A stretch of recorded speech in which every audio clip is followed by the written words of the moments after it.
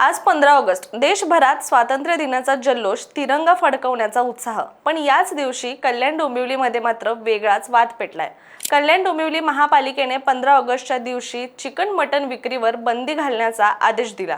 केवळ दुकानेच नाही तर कत्तलखानेही बंद ठेवण्याचे निर्देश दिले आणि यावरूनच वाद पेटलाय. या आदेशाविरोधात हिंदू खाटीक समाजाने, काँग्रेस आणि इतर राजकीय पक्षांनी केडीएमसी मुख्यालयासमोर जोरदार आंदोलन केलं.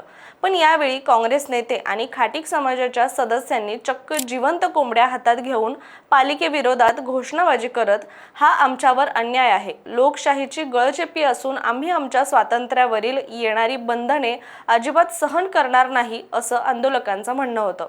पोलिसांनी महापालिका मुख्यालयाबाहेर मोठा बंदोबस्त वाढवला, शिवाय दोन्ही मार्ग बॅरिगेड टाकून बंद केले होते.